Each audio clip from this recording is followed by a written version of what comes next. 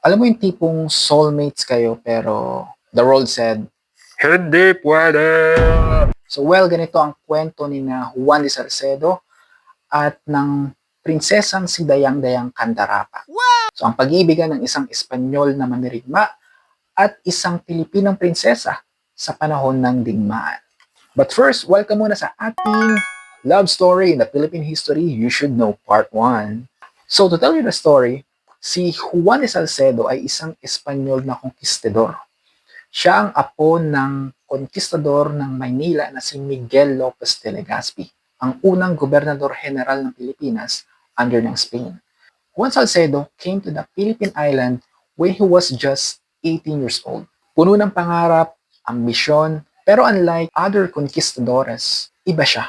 Yes, mandirigma siya, tapang, tactician, matalino, pero ang tanging kahinaan niya lang ay ang kanyang malambot na puso. At a very young age, sumabak siya sa mga gera. From Maynila, he went to Laguna, to Ilocos, to Zambales, you name it. He helped conquer those places in Luzon. Pero sa dami-dami ng laban na kinaharap niya, may isang lugar na hindi niya nasakop. Yun ay ang kanyang puso. Ouch! One day, habang nasa mission siya sa Tondo, napadaan siya sa isang ilog. At doon, nakita niya isang grupo ng mga dalagang naliligo. So, nung dumating sila, nagulat ang lahat at nagpulasan. Sino ba namang hindi magugulat? Puro babae lang sila doon, di ba? Except sa isang babae. Isang dalagang nakatingin sa kanya, hindi makagalaw, out of shock. And that lady was Dayang-Dayang Candarapa. Siya ay pamangkin nila Kandula na hari ng Tondo. And that time, she was around 15 or 16 years old. At ang bida naman natin ay around 20 to 21 years old. So this lady is not an ordinary lady. Siya ay isang prinsesa, mataas ang lahi, maganda, mahabang buhok, tahimik, like a complete Disney princess package. Nagkatinginan sila, natulala ang lolo mo. Wow! So, si Salcedo, tinanggal niya ang helmet niya, umiti ng bahagya, dahang-dahang lumakad palayo habang nakayuko. Para bang sinasabi niya na, it was nice meeting you, lady.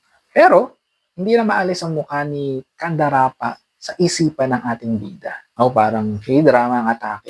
So, since in love na ang lolo mo, naghanap siya ng paraan para muling magkita sila ni Candarapa. At hindi siya nabigo hanggang nagkita ulit sila sa palasyo ni Lakandula. At doon na nag-start ang kanilang love story. Pero syempre, hindi kumpleto ang fairy tale kung walang hadlang, of course. So in accordance to Malay traditions, si Candarapa ay engaged na o naipangako na sa raha ng Macabebe sa Pampanga.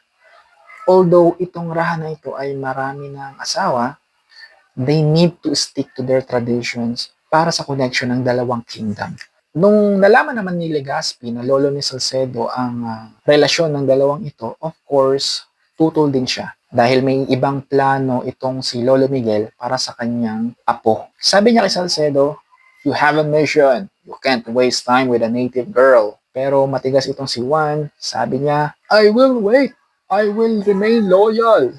So umasa si Salcedo na eventually matatanggap ng mundo ang pagmamahalan nila. His Lolo Miguel, para lang hindi matuloy ang pagmamahalan ng dalawa, dinispatch itong si Salcedo sa iba't ibang misyon sa bansa. Pero tuwing uuwi itong ating bida, of course, ang unang hinahanap niya ay ang kanyang prinsesa. So nagpatuloy itong affair ng dalawa that eventually leads to Candarapa being baptized into Christianity para mapakasalan niya ang kanyang nobyo na si Salcedo. But one day, nalaman ng dalawa na ipapadala si Salcedo sa Ilocos para sa isang mahabang misyon that would take at least a year to complete. Bago umalis si Salcedo, nagpadala siya ng singsing kay Candarapa bilang sign na papakasalan niya si Candarapa pagbalik niya after that mission. At si ate girl naman ay nagpadala ng bulaklak ng lotus na may sulat stating her vows, her confessions of love, and promises na maghihintay siya forever kung kailangan. Sana all.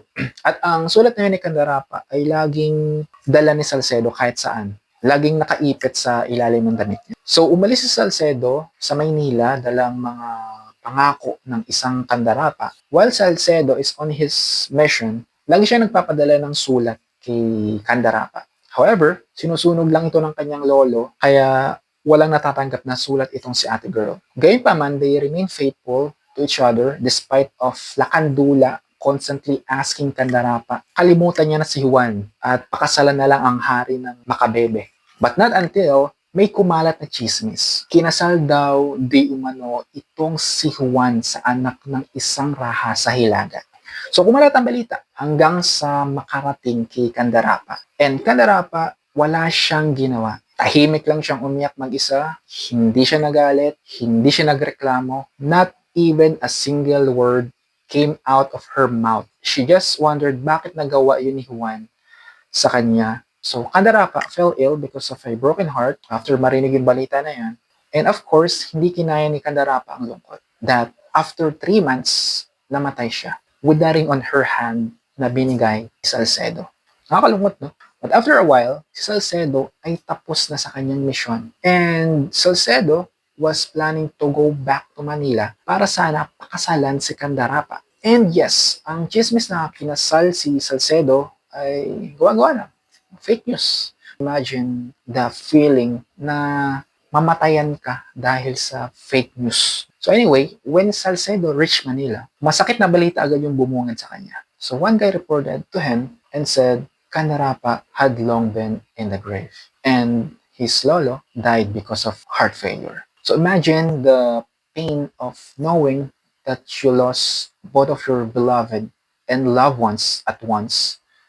Nakakalungkot. So, nagkulong si Salcedo sa kwarto, hindi siya kumain ng ilang araw because of depression. After days and days, kinaya niya naman ang lungkot. And he decided to go back to Ilocos since there's no reason for him to stay in Manila. And years later, habang paalis na siya, babalik na sana siya sa Mexico, bigla siya nagkasakit. At habang siya ay may lagnat, may nakapagsabi sa kanya na they found some gold deposit at some foothills. Pinilit niyang maglakad para makita sana yung minahan ng ginto na gusto niya sanang maipamana sa kanyang mga kapatid pag uwi niya sa Mexico. Pagdating sa isang ilog, before he can reach the gold spot, he stopped there. And he drinks some of the cold water from that stream. So around this time, I think he can feel it. Alam niya na that is the end of his life. 3 hours later,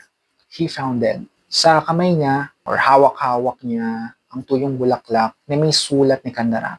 The same flowers and letters of confession that Kandarapa had sent him bago siya umalis sa Manila. So hindi na siya naghanap ng iba.